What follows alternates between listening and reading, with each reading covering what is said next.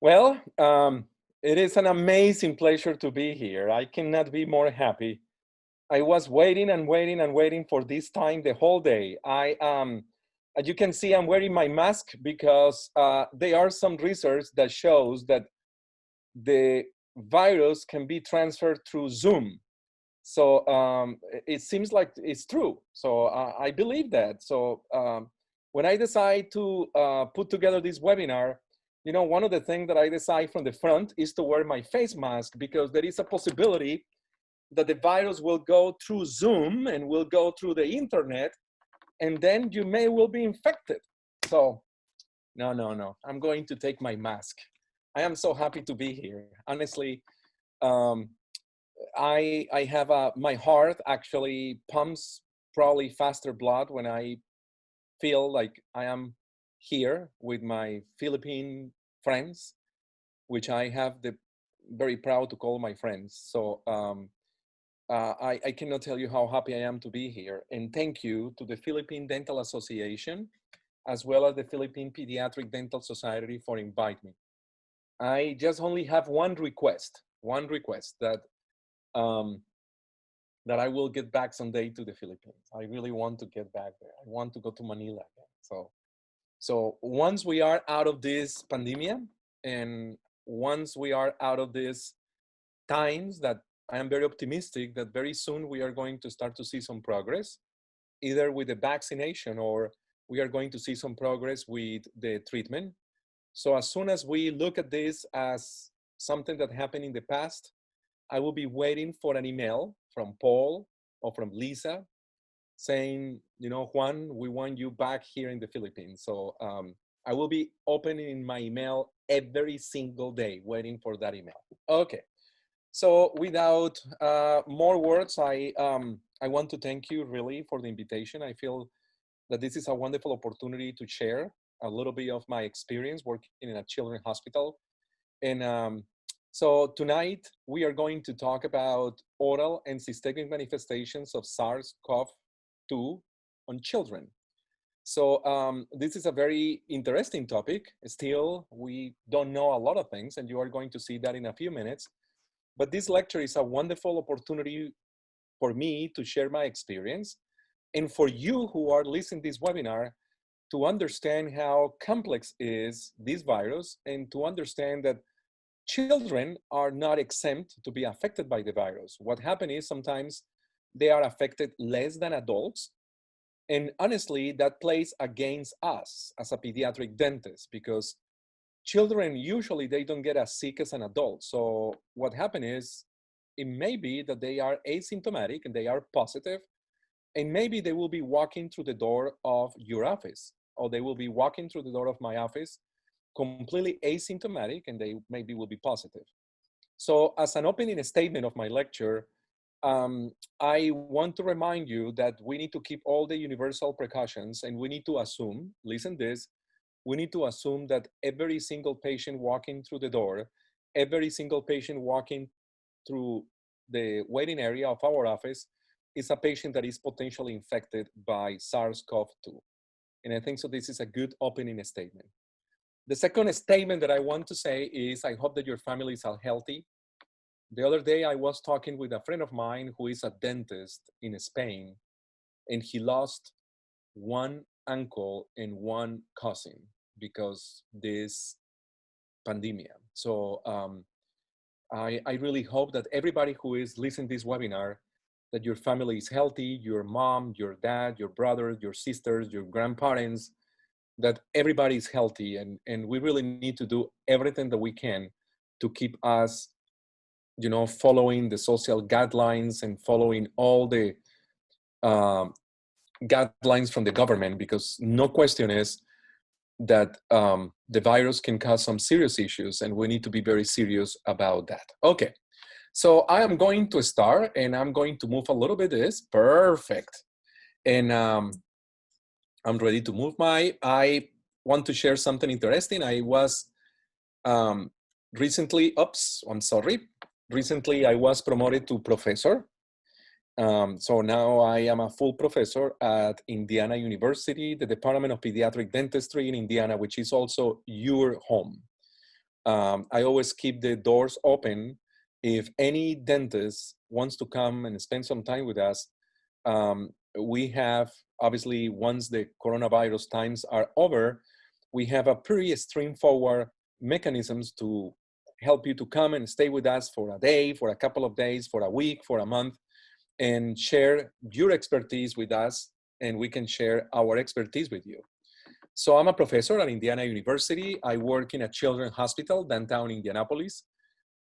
Is Riley Children's Hospital, and I just recently opened an Instagram account, and you can see my Instagram is there, Oral Diagnosis Children Yepes. So I hope that if you are listening my webinar, I hope that you are going to open your cell phone, and I hope that you are going to take your cell phone, and you are going to go to Instagram and look for me. Instagram, I don't use Instagram for any social stuff. I just use Instagram to post interesting pediatric cases and to post interesting radiology and otopathology and different things that I, in my practice, I see interesting things. So I try to use Instagram as a way to share a little bit of my teaching skills with you. So you have a minute, go and sign oral period diagnosis period children period Yepes. So we have 2 learning goals from tonight. So the first one is we are trying to, and we will try to understand the potential oral manifestations of COVID-19 in children. I need to say that we don't know a lot about that. And this lecture is going to be a wonderful lead review. So I'm going to show you several articles published in the last couple of months about the potential oral manifestations of children who are infected by SARS-CoV-2 and who are also developing COVID-19. The second goal, obviously the most important is the first one, but the second goal is to learn the most important and critical steps to protect our patients and ourselves from exposure to coronavirus during the practice of pediatric dentistry. I will say that the main goal of this webinar is to go into the potential oral manifestations of COVID-19 in children and what is the role of children during this pandemic. And then we are going to talk a little bit about the critical steps that you can do in your office to protect your little ones, your patients, and you can protect yourself as well as your assistants and your front desk and the staff members who work with you. I have some disclaimers. I'm a faculty at IU, Indiana University, but also I have my private practice. This is something very unique in Indiana. Usually faculty in the United States is 100% of the time working at the dental school, and maybe sometimes they will be allowed to work maybe half a day in a faculty practice, which is inside the university. Here in Indiana, we have 1 day a week that we can practice in private practice, and I'm a practice owner. I have a pediatric dental practice not too far from downtown Indianapolis, and I practice with 2 more pediatric dentists. So I want to say that because that's important you to know that we are all in the same situation. As a practitioner, as a private practitioner, as well as a faculty who is working in a pediatric hospital, I was impacted front by coronavirus. And the hospital as well is in my private practice. I'm going to try to use in this webinar evidence-based dentistry. However, I need to say that really applying evidence-based dentistry for my webinar is very challenging. And I will tell you why. Number one, because we have multiple sources. So there are multiple, if you open Google and you just type coronavirus, you probably will get 1 million hits. So there are multiple sources and sometimes multiple positions and statements. And we have articles from all around the world. And I need to say something that sometimes what happens is because editors from journals, they really want to publish as many articles as possible with the topic of coronavirus. Sometimes some of the articles are not the best, absolutely evidence-based articles. When I was preparing this webinar, I did my search and I went to PubMed and I typed COVID-19 oral manifestations, and I got about 800 hits. 800, listen to this, 800. But then when I start to review the articles, I realized that many of the articles, they are nothing related with oral manifestations of COVID-19. They are related with a bunch of different things. So out of the 800 articles, I probably pull out about 50. But you are not going to believe, as soon as I start to review the 50 articles about the oral manifestations of COVID, I realized that, either short articles, not really a lot of information. Some of the articles, my friend, you sit in there, some of the articles, just 2 patients. So I can imagine, and I understand the editors, they really want to see all these publications as soon as possible outside because they want to disseminate the knowledge. But some of the articles, in a different times, nobody never will publish a case report of 2 cases. And you will find that a lot of the literature outside about COVID-19 children and oral, they are very limited. A few patients, editorial positions, a lot of opinions, a lot of speculations, not really a lot of, very well-designed hypotheses. So I need to say that, and that's one of my disclaimers. So they are not just only multiple position statement, but also conflict papers. And that is something that is no surprise when we are dealing with something that was unknown for us 6 months ago.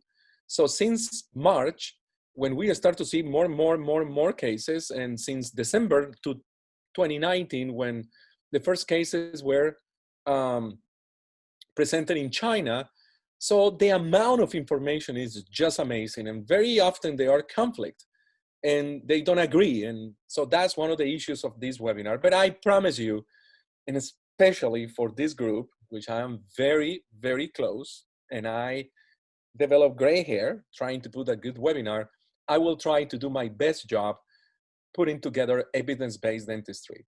I don't have any financial conflict to disclose. I'm not sponsored by anybody. I'm not receiving any honorarium. I am doing this from my heart. And so I'm not here sponsored by a pharmaceutical company, or I'm not here sponsored. I'm a faculty and a private practitioner.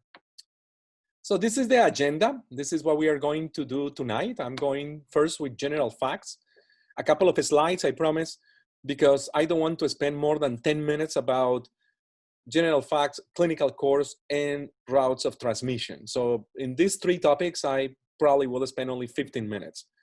Then we are going to talk about children and the pandemic. That's probably probably the main topic of my webinar. Then we go a little bit in infection control, hazard assessment, a little bit of the CDC guidelines, and then I will wrap it up with my final remarks. So the first 2 or 3 slides, or the first 2 or 3 sections, it's a good time if you want to go and bring your coffee. It's a good time if you want to go to the bathroom, because I will probably say a bunch of things that you already know. So the first 2 or 3 slides, or the first 2 or 3 sections, you probably know even probably more than me. But it's important, before we go and talk about the coronavirus and oral manifestations in children, I think it's important to talk about the general issues about the coronavirus. So let's start with the general facts. If I will be in Manila, if I will be speaking live, I probably will be running from the front to and I will following people when they go to the restroom. But that's one of the limitations when we have a webinar. I cannot do that. And if I will be in Manila, I probably will be walking around looking for somebody, and I will ask a few questions. Rather than tell you a couple of statements, I probably will look for you and ask you a few questions. So let me go, because I cannot do that. I know that you are sitting right now, and we are all at the same time, but it will take me forever to go and look all the faces and try. So I will just go and say the general facts. So the first slide is the term coronaviruses refers to a pretty large group of viruses known to affect birds, mammals, including humans. So it's probably, by now, if you have a patient 2-year-old and you ask why the name coronavirus, probably the 2-year-old will tell you, oh, it's because coronavirus are named because of spiky projections on the surface. And that's a 2-year-old. So I can imagine, Paul is probably 7-year-old, so Paul probably will know that. So the term coronavirus refers to something around the membrane that looks like is a crown. And corona means in Spanish crown. There are 100 or maybe more of coronavirus. This is not the only one. This is a little bit scary, because if you think about it, when the next one will hit us, scientists, believe it or not, they were expecting that something with the coronavirus will happen at some point. That's the reason that, I will mention one name, Bill Gates. Almost a year before this pandemic, Bill Gates predicted that at some point in human history, we are going to get infected by a virus, likely a coronavirus. So for some scientists, this attack by the coronavirus was not something completely a surprise. There are 100 different coronavirus, but only 7 are known to affect humans.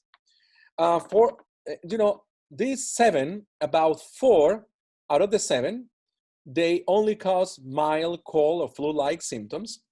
And then 3 out of the 7 are the ones who have a little bit more serious risk.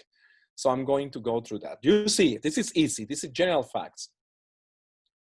So the first one is the SARS-CoV, which is associated with the severe acute respiratory syndrome, or SARS. The first human case was reported in 2002 during the 2002-2003 epidemic. More than 8,000 people, listen to this, 8,000 people in 26 countries were infected by SARS, and about 800 people died. And this is the little brother of SARS-CoV-2, which is the one who is causing the COVID-19. So currently, there are not reported cases of SARS in the world. So this is an interesting question, and I hope that you are still sitting there. Why the little brother, SARS-CoV-1, why the little brother was not as bad as the old brother, SARS-CoV-2? What is the difference? Why we have only a few cases, a handful of cases with SARS-CoV-1? You know, it's nothing. 8,000 cases compared with what we are saying today is absolutely irrelevant. But they belong to the same family. So it must be something different in maybe in the routes of transmission, or maybe how quick the people get sick, that it may be something that we can identify pretty quick who are the ones infected by SARS-CoV-1, so we can isolate. And it may be SARS-CoV-2. Many people will be walking around asymptomatic, and they can transfer the infection to a bunch of other humans. So the other one is the MERS-CoV, which is the one associated with the Middle East Respiratory Syndrome. The first case was reported in 2012 in the Kingdom of Saudi Arabia. Since 2012, about 27 countries have reported more than 2,400 cases of MERS. And then finally, we have our good friend, SARS-CoV-2. I'm kidding, he's not a good friend. He's the one associated with COVID-19. The first case was reported in China in late December 2019. I was in the Philippines in February. And I remember I believe that the day that I landed in Manila, I don't know, maybe Paul told me or Lisa told me maybe 6 cases in the whole country. But the issues escalated pretty quick, to the point that I was giving my last lecture and I was so interested, and I started to see Lisa in the back of the auditorium kind of waving at me. And I keep saying, but Lisa, why you are doing that? I mean, I was lecturing in fluoride, and then I realized, my God, you need to go now to the airport. So it was, it's something that I will take with me until the day that I die. That kindness and that friendship and that, you know, I almost feel like Lisa was my mom. Honestly, I feel like that she was telling me, you know, Juan, you need to get out of here. And so Lisa, eternal gratitude to you. That day, you know, you looking at my eyes and telling me, Juan, and Paul as well. Paul was, you need to go. So that is general facts. Let's go a little bit in the clinical course. So we really don't know, is not fully understand what is the clinical course, believe me. The reported illness have ranged from very mild, including, you know, unfortunately, people without symptoms. And that's one of the difference between SARS-CoV-2 and SARS-CoV-1. You know, the little brother, SARS-CoV-1, if you get infected by that, you will pretty much develop symptoms in hours. So that's a big difference between SARS-CoV-1 and SARS-CoV-2, because SARS-CoV-2, many humans who are infected, they are not going to express any symptoms. And that's an issue from the epidemiology perspective. That's an issue because that is no way that you can isolate somebody who is feeling well. With SARS-CoV-1, it was different, because with SARS-CoV-1, people would get infected, and very soon people will start to have fever and, you know, start to feel bad. So if you have some symptoms, that's the first step to isolation. So as soon as you have symptoms, you can isolate it, but that doesn't happen with SARS-CoV-2. So the most common symptoms are fever, dry cough, fatigue, and difficult to breathe. We are going to, in a few minutes, when I talk about children, because that's the main issue of this lecture, we are going to see how kids, they may have the same symptoms, but a little bit milder. So not as bad as an adult. But it doesn't mean that they cannot transfer the virus. They can transfer the virus, and I will show you that in a minute. So the less common symptoms include loss of smell or taste, headache, and diarrhea. Diarrhea is one of the main symptoms in children. So if you are a practitioner in your office and you see kids, and you are doing a pre-screening for the patients, so you are asking the patients at home to fill some questionnaires, or you do that online, or you can do it in your office before you ask the patients to move into your dental chair, you need to keep in mind that you need to ask for diarrhea. Because sometimes diarrhea, you can believe me, there are a bunch of viruses that they can be associated with diarrhea. But in children, diarrhea is a lot more common as a sign and symptom of COVID-19 than in adults. So as a first little take-home message, I will tell you that later in my lecture, we are going to see a bunch of better take-home message. But if you just want to take one from now, is ask about diarrhea or GI symptoms. Because GI symptoms could be kind of the tip of the iceberg of a child who is maybe infected by SARS-CoV-2.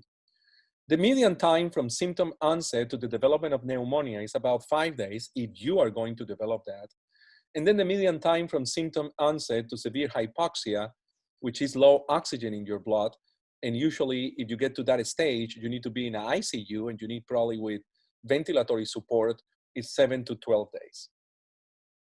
Clinical course, the incubation period of SARS-CoV-2 ranges from 2 to 14 days. The onset and duration of the viral shedding and the period of infection of COVID-19 is not very clear. So we don't know from how long people can transfer the virus to the environment. That's one of the things that with SARS-CoV-2 is not very clear. So as I said before, we pediatric dentists in ours, as well as our staff, my dental assistant, the front desk, we need to assume that all the patients are capable of the transmission regardless of the symptoms. And I know I asked Paul a few minutes ago if you reopened your office, and he mentioned that early June, but kind of only a few patients. Here in the United States, we are in fully operation since May 4. So we have been, the government closed the dental offices for about a month and a half, about 6 weeks.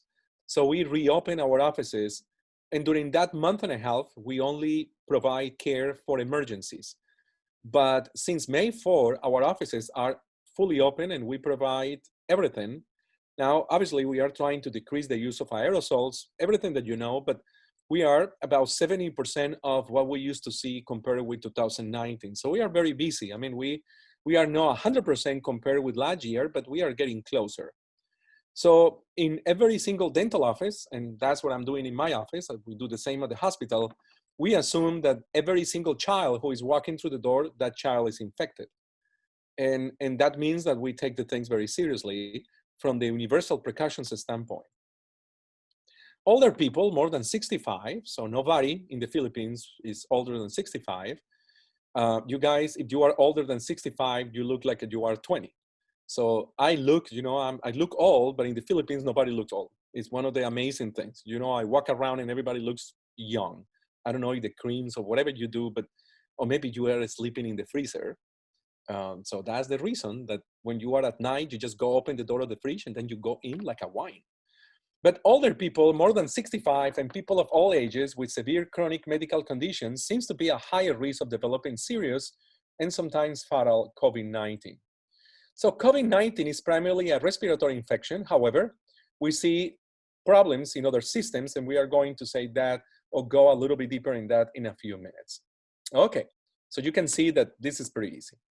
Let's go briefly into the routes of transmission before we go in deep about children and COVID-19.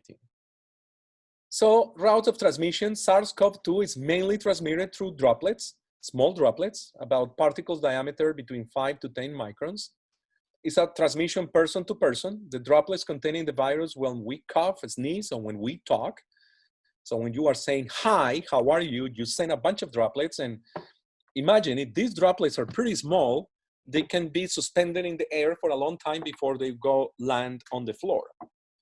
So the droplets can travel usually a distance of about 2 meters So now you make sense why social distance is supposed to be at least 2 meters. So basically, SARS-CoV-2 is an airborne transmission. So droplet transmission is a little bit different. What happened is the small particles less than 5 microns may remain in the air for a long time. That's the reason that if you are working with children, if you already opened your office and you are doing aerosols, and at the end of the webinar, I will touch base about that and say a few words about that, but no question that if you are using aerosols, these aerosols potentially can be infected. And so when you are using the high speed, there is absolutely a potential fact that the virus will be suspended for a while, and then you can actually cross-contaminate other patients, so you can contaminate yourselves. So according to the Center of Disease Control here in the United States, this virus, it doesn't spread pretty easy by touching contaminated surfaces or objects. How about aerosols? So let's say a few words. So that's the main transmission of the virus. So we dentists, we are, you know, the kings and the queens of creating aerosols. I don't think there's any other profession besides us, maybe ear, nose, and throat physicians, ENT physicians, maybe endoscopy, but there is nobody in the planet that generates more aerosols than us. So dental aerosols are created by the use of compressed air and water in dental tools, forming a suspension of solid and liquid particles in gas. Dental aerosols can be composed by water, saliva, plaque, microorganisms, including the virus and metabolites.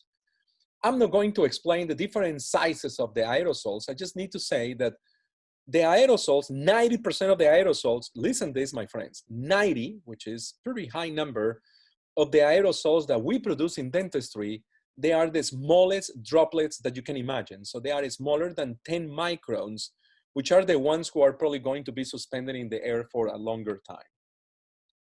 So this is actually, you know, a nice article. And by the way, you will see a lot of articles in this presentation. If anybody wants to get access to the articles, please send me an email. I will show you my email at the end of my lecture, and I can send you a package with all the articles if you really want to go deeper. So this article look at how far, when you talk, when you cough, when you sneeze, how far these particles can travel. And the small particles, they can really travel far away, sometimes even farther than 2 meters.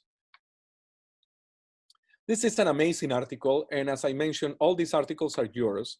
But this is an amazing article, and I want you to just stop for 1 minute, look at the date of publication. The title, Aerosols and Splatter in Dentistry. It was published by Dr. Harrell and Dr. Molinari. Dr. Molinari is one of the gurus of infection control in dentistry. But look at the date, 2004, 16 years ago. And what happened is this article was published during this time in 2004 during the SARS epidemic. So during SARS-CoV-1. It was published in the Journal of the American Dental Association. It got a lot of attention in the media because at that point, people recognized that dentists are probably one of the main sources of transmission of the virus because the virus can be in the droplets. So this is a 2004 article, and they prove that the saliva and the respiratory sources, when we generate aerosols, and the fluids in the mouth are grossly contaminated with bacteria and viruses. So Dr. Molinari, when he went through this article, there is table 2. He went with the dental devices and procedures known to produce airborne contamination. The use of ultrasound or ultrasonic or scalars, air polishing, air water syringe, tooth preparation with air handpiece, and tooth preparation with air abrasion, something that I don't know.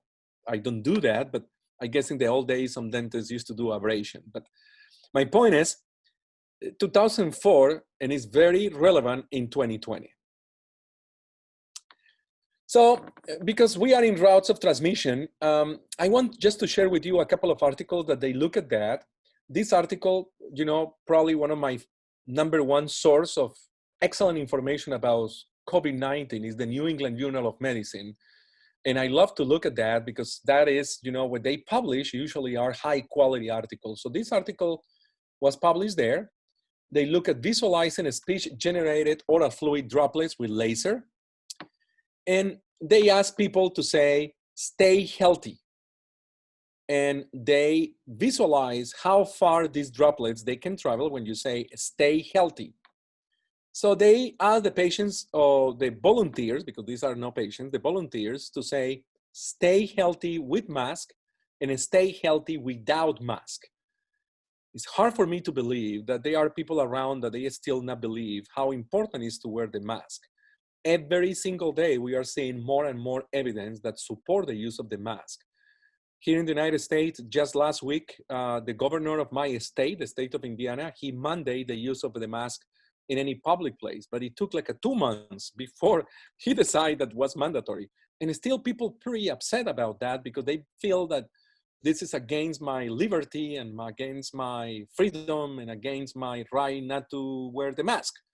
But there is no question, and this is one of the articles, it's not the only one, maybe a million articles that support that really wearing the mask, it make a big difference. Remember I show you my mask, I'm wearing my mask. So if you say stay healthy with mask or stay healthy without mask, it really make a difference. And you can see that they visualize. And you can see that when you say stay healthy with the mask, only few droplets. No question, you decrease the potential transfer of the virus to the people who is around you. This is an article about aerosols and surface stability of SARS-CoV-2, also published in the New England Journal of Medicine a few months ago. The conclusion is of this article, and again, I can provide you all the articles, that the half-lives of SARS-CoV-1 and SARS-CoV-2 are very similar in aerosols, with a median estimates of about 1.1 hour. So this is an in vitro study that showed that the virus can survive outside, over the counter, over the light, whatever, you are working in the office, that the virus can survive if you don't do anything for about 1 hour. This is, before we enter into children and oral manifestations, I want to pause here for 2 seconds, maybe 5. You are sitting there and maybe asking why Dr. Yepes is asking to pause.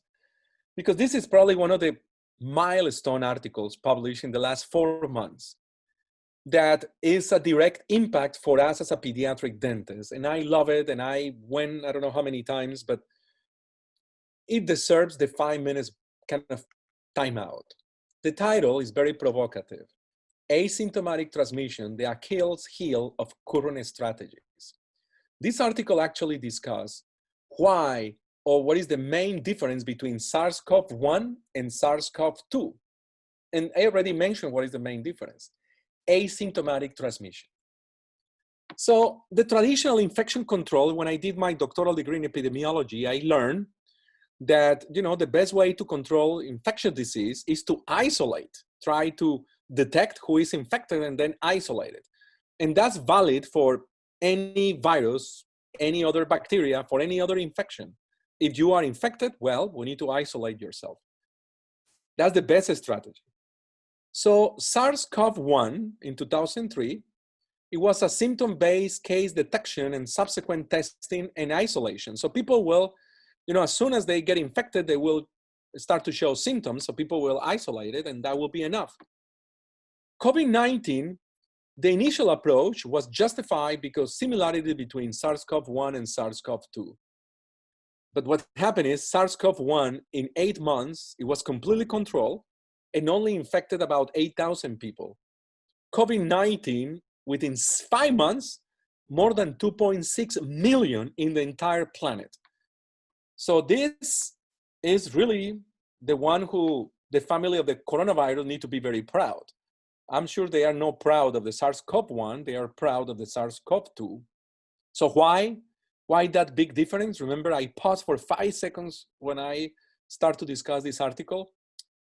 The why is because high levels of SARS-CoV-2 in the upper respiratory tract. So you are going to see in a few minutes that children, do you know what is one of the main reservoirs of the virus in children? The salivary glands. What happened is the salivary glands, they express the angiotensin converting enzyme receptors, which is the door entry for the virus in our system. the salivary glands, they express more angiotensin converting enzyme receptors than the lungs. So the kids that you are seeing in your office, they have the perfect reservoir, which is the upper respiratory tract, the salivary glands, and guess what is the product of the salivary glands? I'm sure if I ask somebody, you will scratch your head. What is the product of the salivary glands? That will be difficult to know. What is the product of the saliva? So when we work in the mouth of our kids, we are working in the factory. We are working in the perfect environment full of virus. So the quantitative SARS-CoV-2 viral loads were similar in symptomatic and asymptomatic patients, adults. So the asymptomatic transmission of SARS-CoV-2 is the Achilles heel of the COVID-19 pandemic. And this will take me back to one of the statements that I said a few slides ago. We need to assume that every single child who is walking through the door is infected by the COVID-19. This article is not really related with kids, but these articles will give you a perspective of how many people can be asymptomatic without any signs and symptoms and can be infected. This article is not in children, but this article we can kind of extrapolate. This article was done in New York during the time of the peak of the pandemic in Manhattan, in a hospital, and they in a delivery room. So moms who were admitted to the hospital to deliver babies, in a 2 months period, they test every single mom for COVID-19. So every single mom who walked through the door, they tested for COVID-19, with or without symptoms. Guess what? 84% of the moms, they were negative for COVID, 84. 13.5%, they were positive, asymptomatic. And about 2%, they were symptomatic and positive. This pie chart that you see here, that circle, is probably very similar in children. So about 85% of the children, they are negative. About 15% of the kids, they are positive, asymptomatic, and 2% of the kids are positive, symptomatic, but with mild symptoms that may be so mild that they will not actually stop to go to your office, Paul. So maybe the kids will end up in your office and they are infected. So this is a nice slide. What role do children play in keeping the pandemic going? So there are conflict information about this, and I will show you data from 3 different countries about what is the role of kids in the transmission of the pandemic. It may be they can transfer the virus, maybe not. So I will give you the perspective of 3 different studies. So fewer children, they seem to get infected by the coronavirus than adults. Children infected show mild symptoms compared with adults. Assumptions that children are not involved in the epidemiology because they don't get very sick are assumptions that you, listen to this webinar, you need to be away. So that assumption is a fake assumption, it's false. The assumption that because they don't get very sick, they are not part of the epidemiology, that's not true. They don't get very sick, which is good news, but they are part of the transfer of the virus. They are part of the chain. So the critical question is, do children pass the virus on to adults and continue the chain of transmission? Interesting question. I will read it again. Do children pass the virus on to adults and continue the chain of transmission? It was a wonderful article published in the New York Times in May 5th, 2020. It's almost 3 months ago.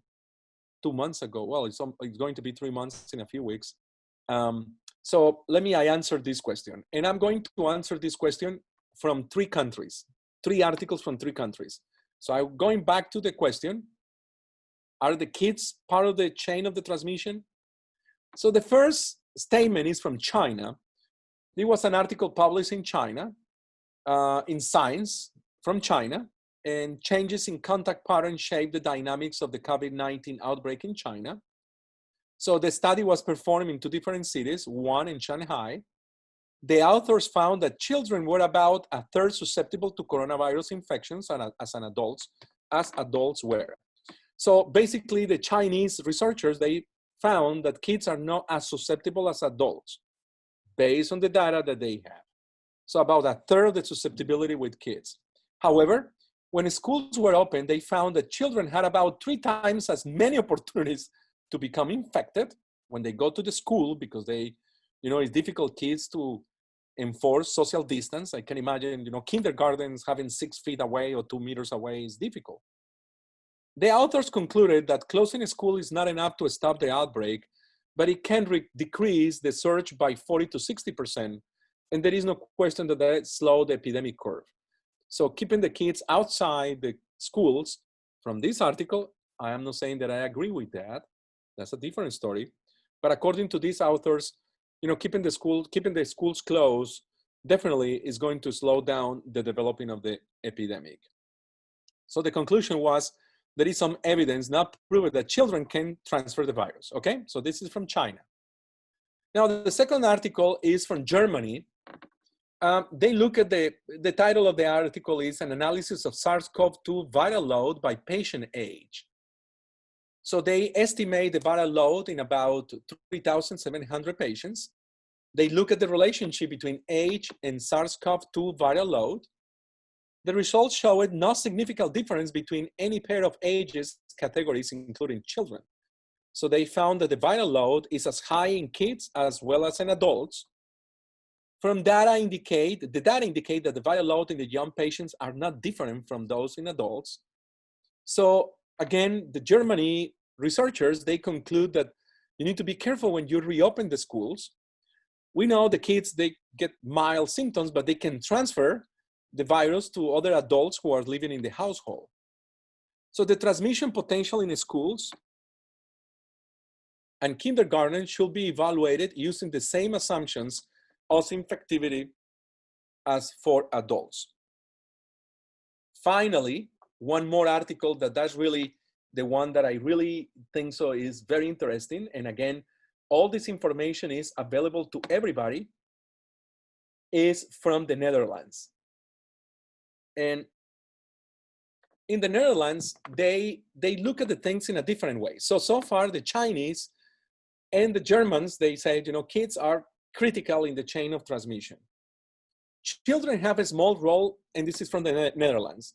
They believe that kids had a small role in the spread of COVID-19. Remember I said at the beginning of the webinar, conflict results. Children are less likely to be infected than adults. Patients under the age of 20 play a much small role in the spread than adults and the elderly. So the potential issue with this study was look at the household transmission. And the conclusion was, and I'm sorry, I switched too quick. You can see the circle, the red circle, and they look at the little ones in the house, and they found that they are the ones who really they were not infected and the less feasible to transfer the virus to adults. So conflict results, 2 studies that clearly show that kids are part of the transmission, and 1 study that said, stop a minute, they really believe that kids are maybe not part of the transmission. So SARS-CoV infection in children, this is again published in the New England Journal of Medicine. I hope that you are not tired that I'm showing you so many articles, because I really took very seriously when they asked me to prepare this webinar. I really want to provide you with the best evidence. It's so easy to be involved by fake news and and information that is not. Even I'm trying to do a good effort to show you the best evidence. I found that sometimes we don't have a good evidence. So a review from the Chinese CDC of 72,000 cases in China, less than 1% in children younger than 10 years. So really a small number of kids were infected by the virus. The median age, 6.7, a little bit more males than females. Asymptomatic, 15%. That's kind of the magic number, 15%. Of this 1%, they didn't show any symptoms. Asymptomatic infection, 15%. Family cluster, 90%. Cough, 48%. Fever, 41%. Pharyngeal erythema, 46%. And I need to do a timeout here. Pharyngeal erythema, half of the kids who are infected by the virus, they have pharyngeal erythema, and we are going to confirm that in a few slides. So I don't need to tell you, because we always do that in Corona times or before Corona times, it's always a good practice to look in the throat of the kid. So when we are looking, and it's not easy, it's easy for us because the kid is laid down. So we look in the back of the mouth because half of the children, they have some erythema in the back of the mouth. Again, diarrhea, fatigue, vomiting, and rhinorrhea, less than 6%, but it's still important because the diarrhea is not common in adults. This is from the children, one more article in the New England Journal of Medicine, children with COVID-19 in pediatric emergency departments in Italy, which, as you remember, Italy was one of the centers of the epidemic. So children younger than 18 years of age who had COVID-19 composed only 1% of the total number of patients, so a small number of kids. 11%, about 1 in 10, were admitted to the hospital and nobody died. The coronavirus infection in the pediatric emergency department, and they developed that, they call the confidence study. And in a cohort, of 100 Italian children younger than 18 with COVID-19, they confirmed, and they showed this table. So remember, the title of my webinar is Systemic Manifestations and Oral Manifestation. We'll go into the oral in a minute. So this is from the Italian study, the one that I'm presenting right now. And this is a nice way to see all these kids who are infected, which is a small number again, the most common signs and symptoms. Again, fever, cough, rhinorrhea, difficulty breathing, and asymptomatic, again, that number, asymptomatic kids in the confidence study, which is the one from Italy. So kids without any symptoms, about 15%, 15%. Let me go over the Kawasaki-like associated syndrome with the coronavirus. So as you know, so Kawasaki is not a new disease. I remember, when I went to medical school, I'm a physician and a dentist. So I went first to dental school and then I went to medical school. When I was in medical school, I remember, preparing exams and reading about Kawasaki. I never saw a patient with Kawasaki, but this is one of the diseases that maybe because the name Kawasaki is one of the things that always will be in your brain, Kawasaki. So Kawasaki is basically a vasculitis. It's a systemic vasculitis in children. The etiology is not well defined.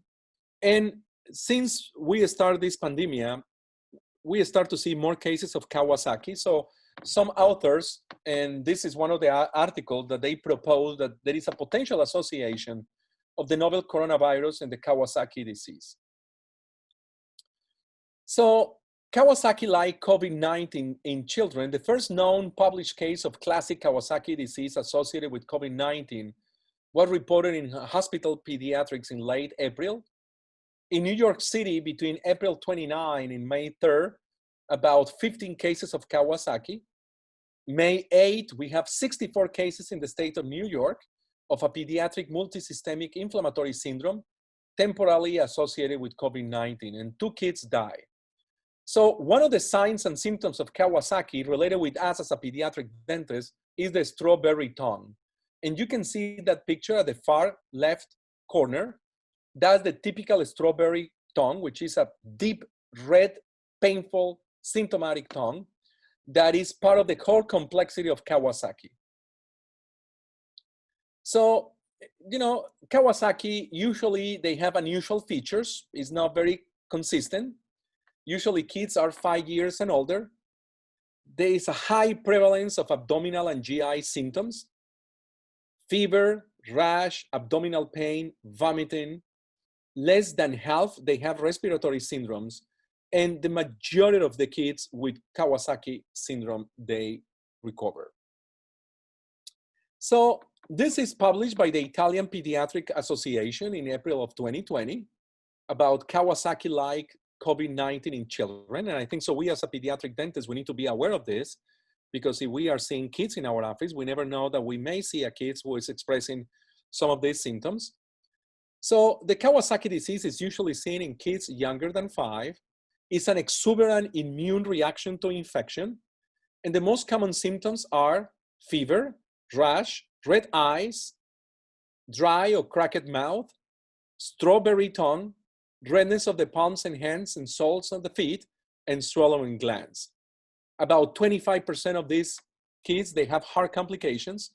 And in Italy, during the peak of the COVID-19, they saw a 30-fold increase of the Kawasaki-like disease. So it seems like there is a connection, even if we don't understand, but it seems like there is a connection between COVID-19 and Kawasaki syndrome. Now, like I said at the beginning of this webinar, conflict evidence, conflict position papers.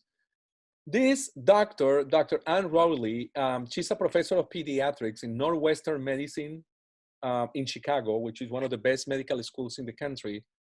And she's a Kawasaki expert. I mean, if it's somebody in the United States who really know about Kawasaki, is this doctor.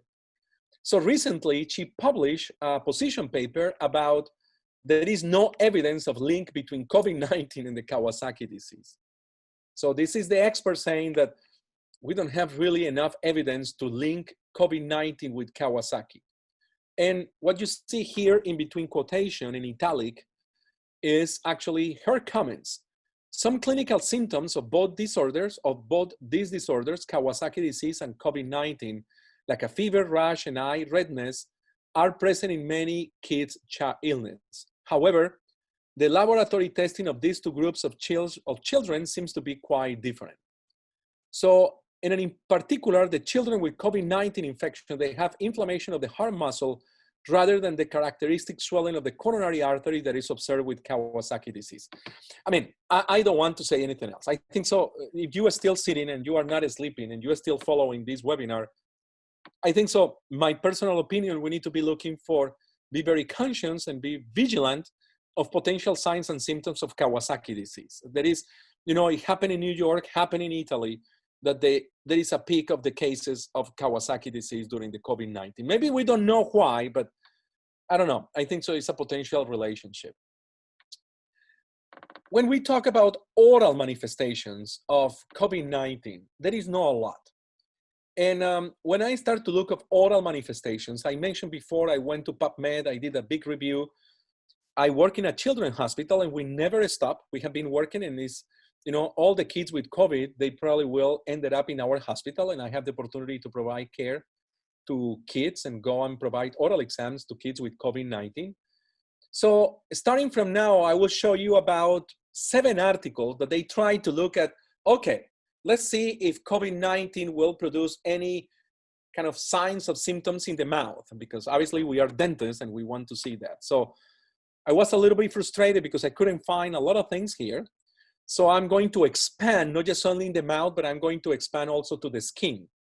I think so with dentists, when we have the patient in the chair, we can look at the palms, we can look at the fingers, we can look at the neck, we can look at other places. So let's see what we know about skin and mucocutaneous manifestations of COVID-19. So I will just pick up a selection of the articles. I review a lot, about 100 articles, and I'm just going to show you about 7 to 8 articles. And all these articles are yours if you want to have it. That's the number 10 that I said the same. So the first one is erythema multiforme-like lesions in children at COVID-19. I'm very familiar with erythema multiforme. I see about 2 or 3 patients a year with erythema multiforme in our hospital. I believe when I lecture in the Philippines, I may talk about erythema multiforme, which is a massive inflammatory reaction triggered by sometimes medications.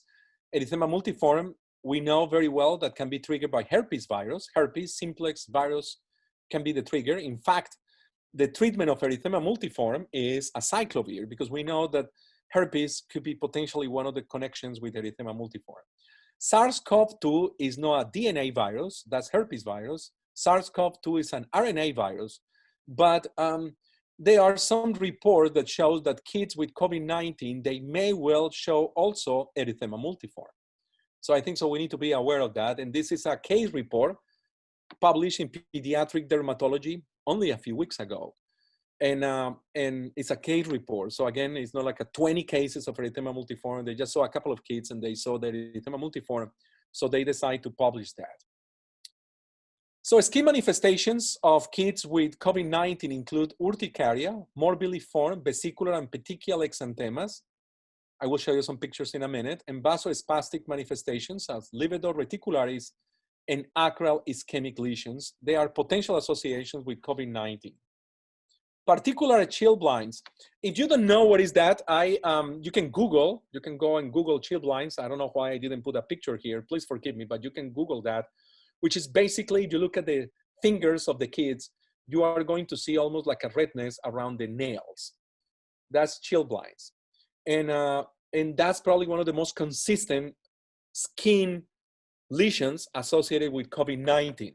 So it may be that you can take from this webinar that you can start to check the fingers of your patients. You know, we never know. Remember, we need to assume that every single child who is walking through the door is potentially infected. So particularly chill blinds of the feet and hands have been extensively documented worldwide during the epidemic. Lesions clinically consistent with erythema multiforme also have been reported in children with COVID-19. And these are the lesions. These are the typical erythema multiforme on the skin. Remember, you can also develop erythema multiforme in the oral cavity. In fact, some patients, they develop erythema multiforme in the oral cavity without any skin lesions. So, but the ones that you see here are from the case report, and these are the typical erythema multiforme. I mean, if I see this, I would say this is erythema multiforme before COVID or during COVID, but this kid, coincidence, was having COVID-19. And worldwide, apparently, they are seeing more cases of erythema multiforme. So remember the target lesions, and they are pretty much symmetrically. So the same lesion that you have in one hand, you probably will have on the other hand. You also develop these target lesions in your elbows, in your neck. So it's important that, you know, we check other places. And sometimes kids, they don't look too sick. I mean, these kids are probably not in the intensive care unit. They can be playing around. One more article. This is an editorial that was published in the International Journal of Pediatric Dentistry just probably a week ago. COVID-19 characteristics in children and consideration for dentists providing the care. Actually, this editorial, not really a lot of new things that we already know. So the clinical symptoms of COVID-19 are still being documented. Dry cough and fever. Difficulty breathing, fatigue can also occur. So children, according to this editorial, they tend to present with similar but milder symptoms compared with adults. I said that at the beginning. Because of the long incubation period, which is 2 to 14 days, all pediatric patients should be considered as potential carriers of SARS-CoV-2. I said that before. This article is a short paper, and believe me, the majority of articles are position papers, case report, short papers. So if you are looking for the meta-analysis or the systematic review with 1 million cases, forget about it. We don't have that.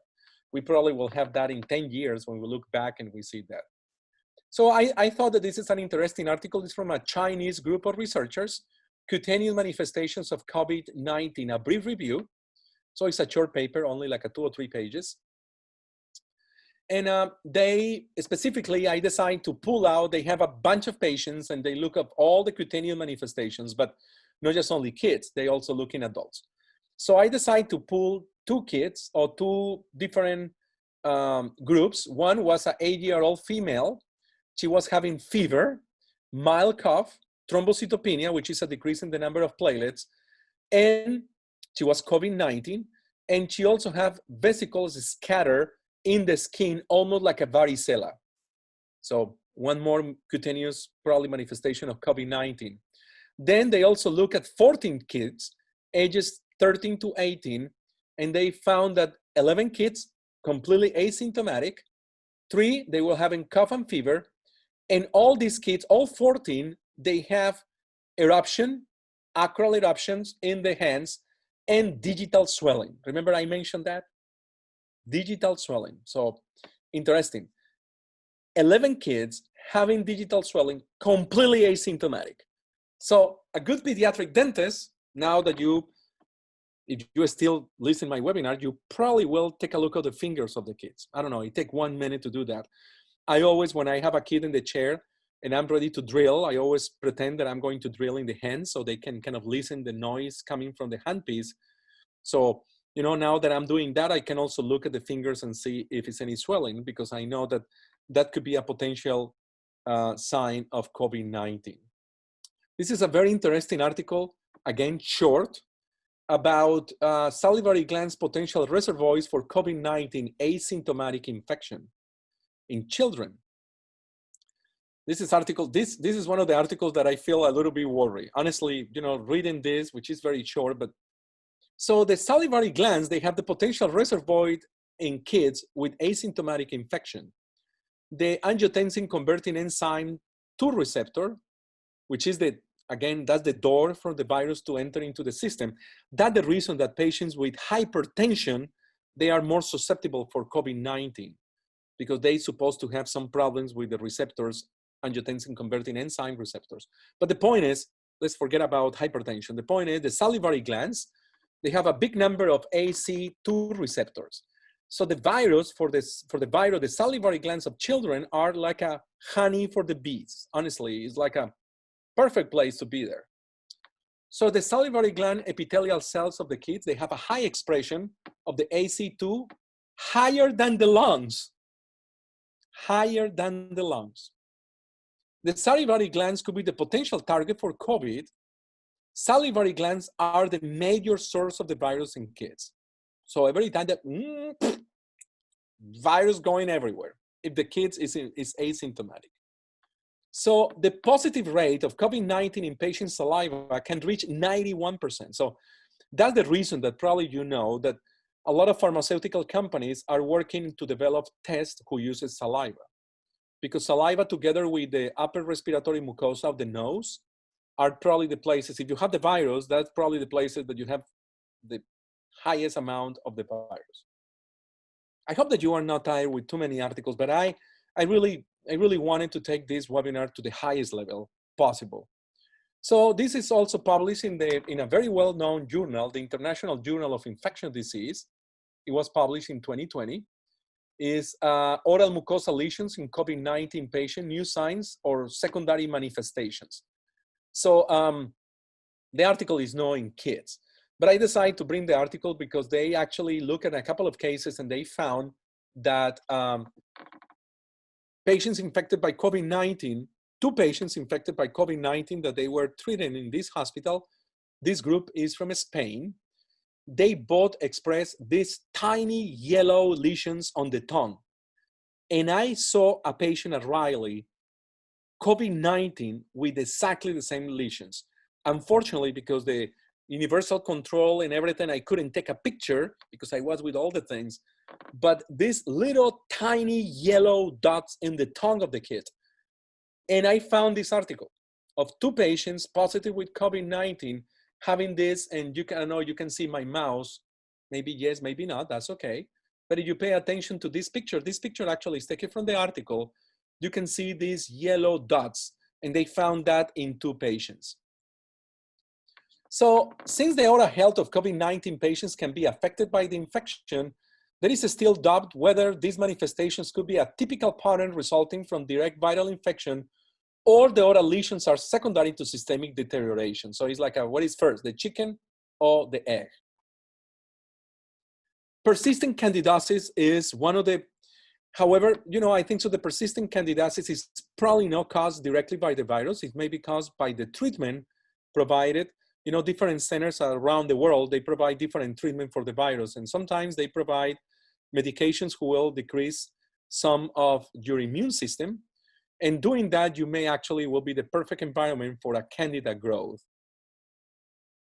So this is what I mentioned before, the multiple pinpoint yellowish ulcers. So now, not just only you are going to look at your fingers, but also you are going to look at the dorsum of the tongue for these multiple small pinpoint yellowish ulcers of the tongue dorsum.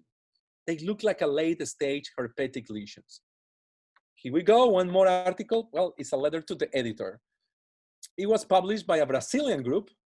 And it was published recently on Oral Disease, which is a great journal.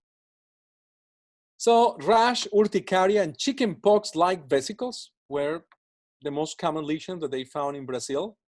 Painful sores and blisters in the mouth. It's only 1 page, so they really, I think so they are pretty short in providing more details. I was expecting that they will tell me how many patients we'll have, where will be the most common. It's a very generic article, but they found that like a 20 or 25% of the kids, they have pain in the tongue. Not the first time that I see that.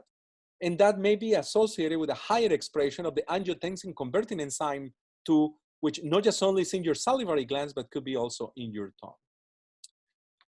Finally, this article, which was quoted by the American Dental Association last week, so I think so this is one of the key articles. It was published on the Journal of the American Medical Association Dermatology. It was published on July 15, 2020. So July 15 is only, what, a week and a half ago. So this webinar, you cannot complain that is not updated. So you can complain about everything except that is an updated, because this is almost like a bread out of the oven. So this article, which is really kind of a research letter, so it doesn't, they don't have a hypothesis, they don't go, but they really explore the enanthem. And if you don't know what is the meaning of enanthem, is like a little petechias inside the mouth. Exanthem are little petechias on the skin. But what really, and that's probably the reason why the American Dental Association decided to grab this article and put it. We are getting a bulletin from the American Dental Association every day about a lot of different things. But this article was quoted last week in that bulletin that we receive every single day. So let's go and talk a little bit about that. So Ricalcati, which is an Italian doctor, recently reported skin manifestations in 18 patients in Italy with COVID-19.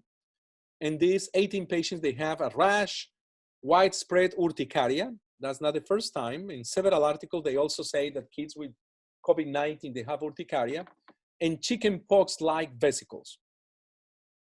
If these manifestations are directly with COVID-19, it is unclear. However, this is so important, my friends. There is an important clue, and this is what is proposed in the article, that this little enanthem, which is the petechia inside the oral cavity, is no question a sign associated with COVID-19. So this is probably the only one out of all the vesicles and the pain in the tongue and the erythema multiforme and all the things that I mentioned here. This enanthem is probably the most consistent oral cavity sign associated with COVID-19. They found that in 21 consecutive patients with a skin rash and COVID-19. And the enanthems, which is this petechia, were classified into 4 different categories: petechia macular, macular with petechia, and erythemo-vesicular. The most common is the petechia, and I will show you the pictures in a minute. So this is the picture. So of the 21 patients, about 6 patients, they have this enanthem, which is this little petechia. For this particular article, the patients were between 40 to 69, but they also have some children, about, I believe it's 14 to 15 kids, with the same lesion. So I don't think so at this point we can say that every single child with COVID-19 will have, or infected by SARS-CoV-2, will have this enanthem that you see here in the picture, or the exanthem that you see here on the left side, which is on the skin. But without any question, I think so we as a pediatric dentist or dentists who like to work with kids, we need to be aware of that. And I think so that's the #1 goal of this webinar, to be aware of this so we can look for that when we are seeing kids in the office. The other day, I recently created a Facebook page together with my Instagram, and my Facebook is the same. And somebody in one of the, I think so the pediatric dentistry forum or whatever, somebody posted a picture of a child with enanthem like that, asking, what is this? And my reply was, oh, that may be COVID-19. The kid was asymptomatic. The kid was, and I get a lot of replies when I said that, and people, what do you mean COVID-19? Well, this enanthem is probably one of the few, if maybe, signs of COVID-19 inside the oral cavity of children. One more article, I believe this is the last article, COVID-19 disease in children, what dentists should know and do prevent viral spread. And this is what I call the Italian point of view, because this is published by a group of Italian doctors. It was published in the International Journal of Environmental Research and Public Health. And there is nothing new here. So they say that the majority of kids with SARS-CoV-2, they have a mild clinical course. I said that. Children, 1391 in contact with patients confirmed with COVID-19, 12.3, they converted into positive. So kids seems to be a little bit more resistant, according to this group, to get infected by the COVID-19. They can transfer, but they are a little bit more resistant. Fever was present in 42% of the kids. Other common symptoms, cough and pharyngeal erythema. That pharyngeal erythema is maybe the enanthema that I just mentioned before. Why, the question is why COVID-19 is less severe in children than adults is still very confusing. And some people believe that kids may be more active innate immune response. They have healthier respiratory tracts and they have less underlying disease. The true rate of infection in kids is underestimated. So it's about 15% asymptomatic, but I think so it's underestimated, and I agree with that. According to the Italian group, children may play a major role in the spread of the virus. And finally, they suggest to limit the treatments and not generate aerosols and all the stuff that we are doing. So they provide office guidelines, pre-screening by phone, temperature check, and all the things that we are doing. Okay. I want to finish this section with this article, which is really out of the oven.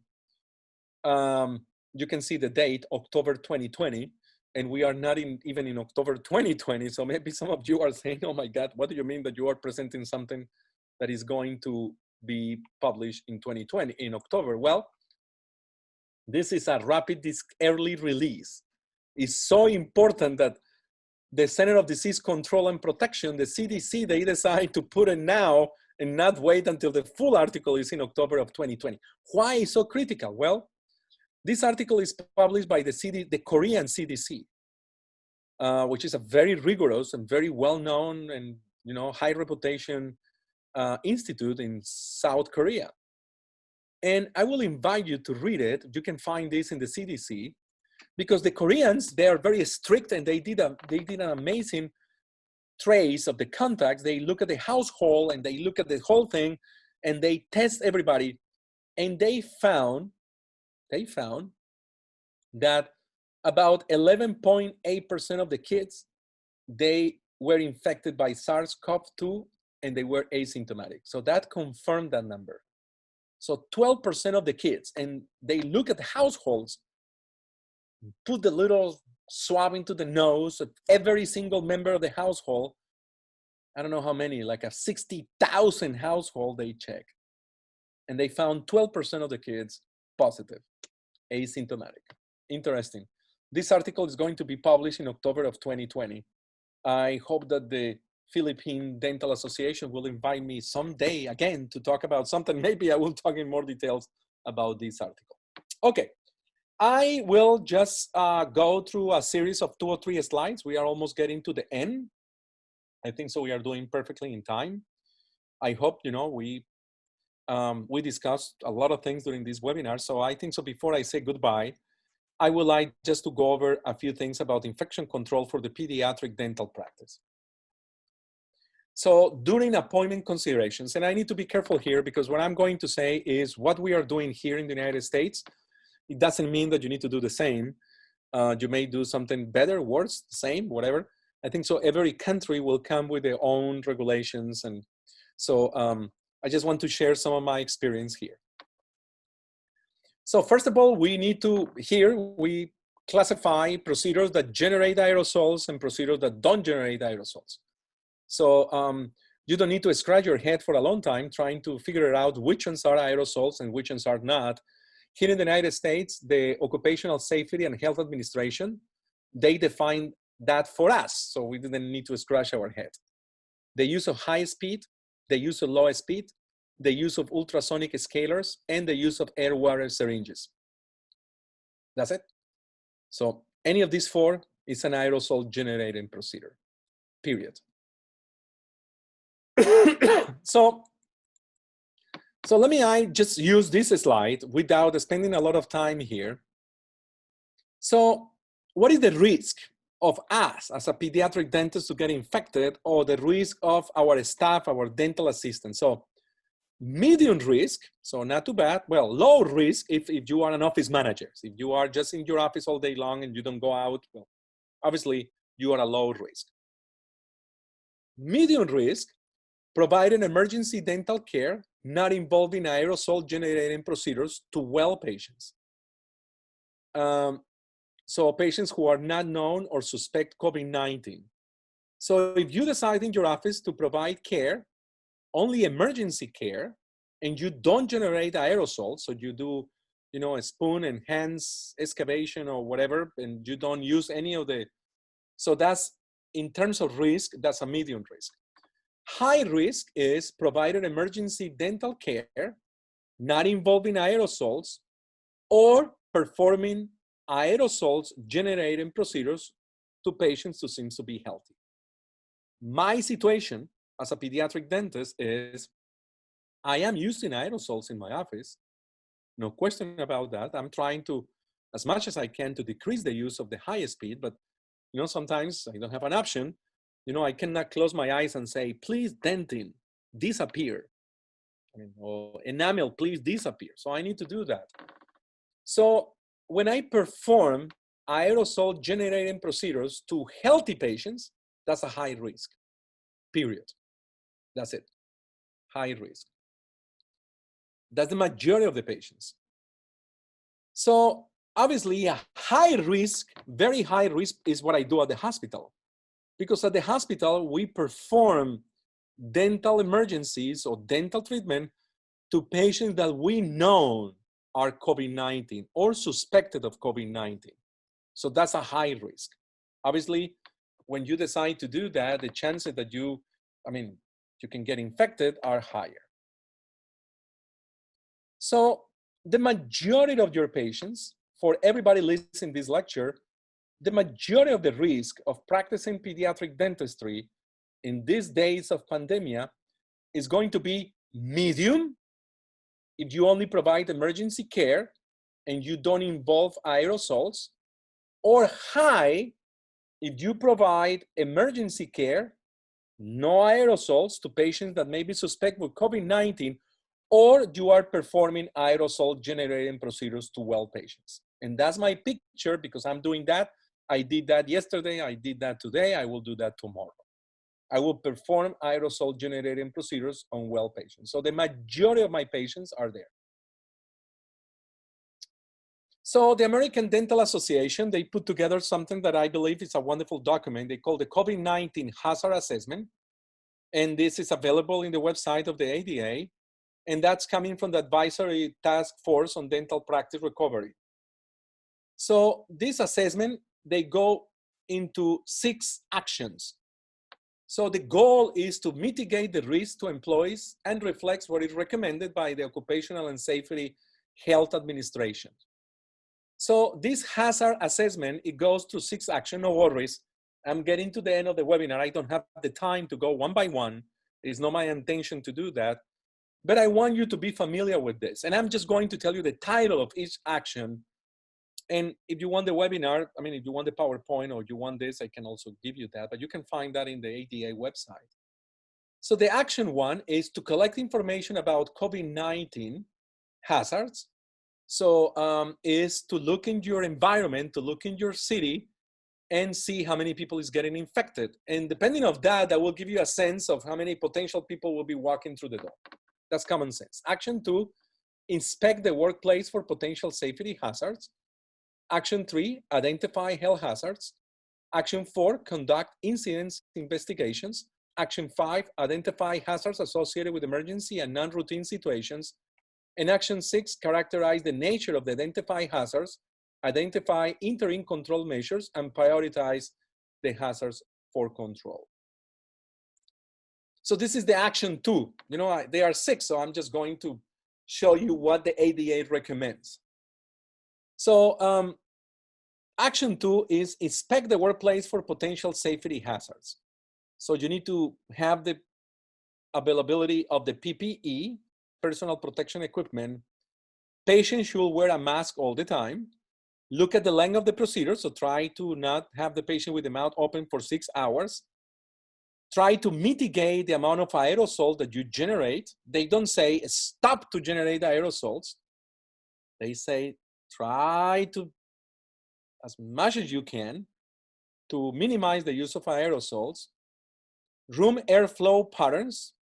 So they have some suggestions related with the air conditioner and the filter that you're supposed to use that.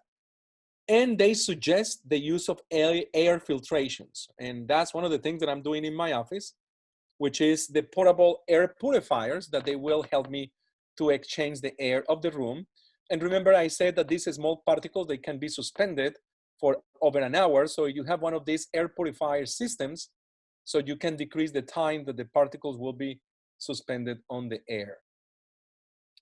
The action 4, I just decided to put this because I think it's interesting, is what happened when somebody in your office, they get sick by COVID-19, or what happened when one of your patients called you a couple of days after you did a pulpotomy or a couple of days after you did an extraction, and the mom of the patient called you and say, hey, you know, my kid now is positive for COVID-19. And you just saw the patient 2 days ago. So you are wondering maybe you are infected, or you are wondering maybe it was cross-contamination between somebody. So obviously, it's a lot about this, but if you want to know more about this, I think so. The action 4 is the one who covers, and they call that incident investigations. The action 5 is to identify hazards associated with emergency and non-routine situations.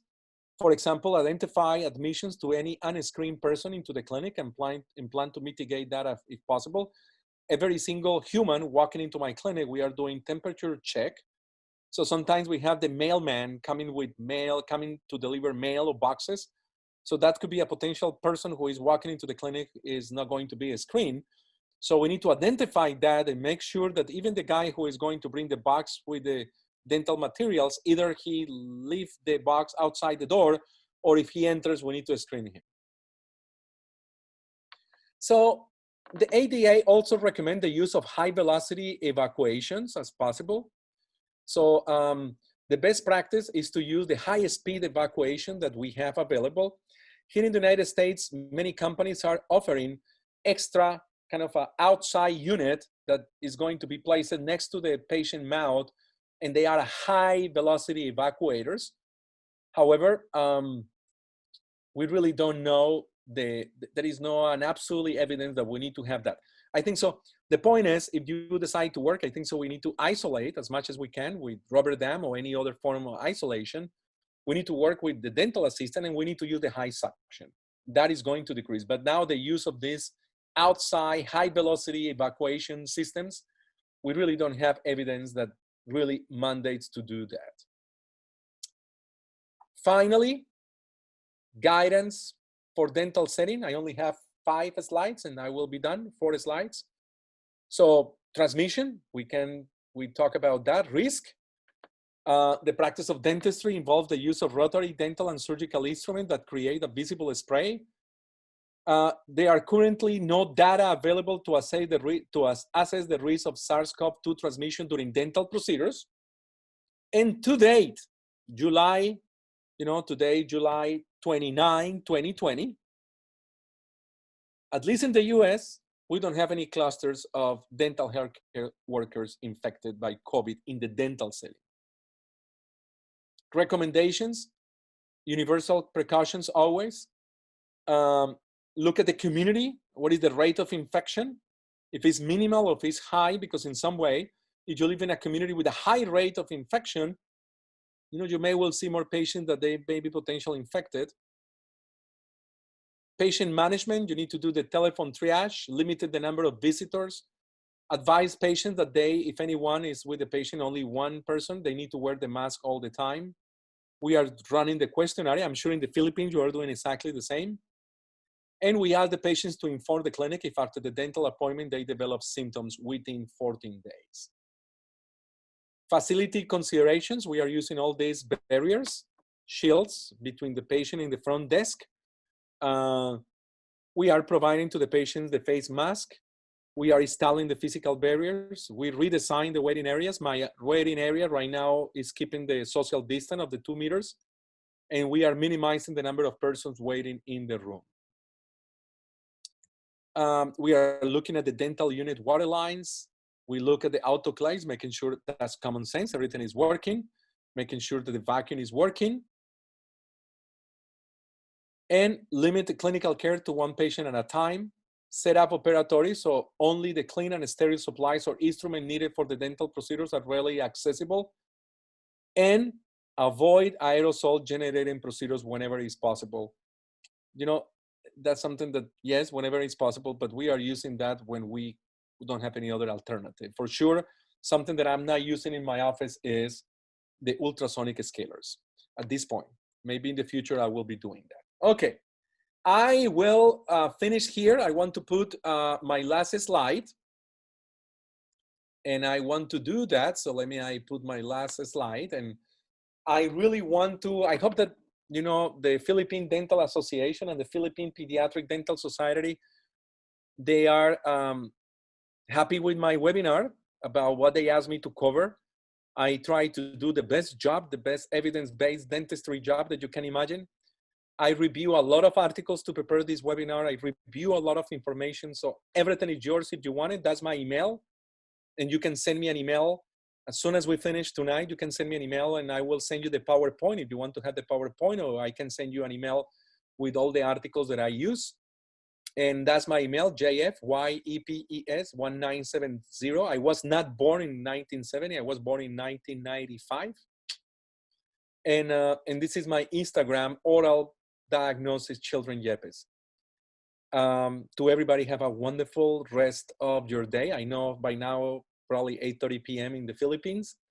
And I really, you know, remember what I said at the beginning of this webinar, and this is directly to the PDA group of directors. I need to come back to Manila and I need to finish the lecture that I never finished. I need to do that. For everybody, God bless you and have a good night. Thank you for your invitation and go and enjoy your dinner. Thank you so much.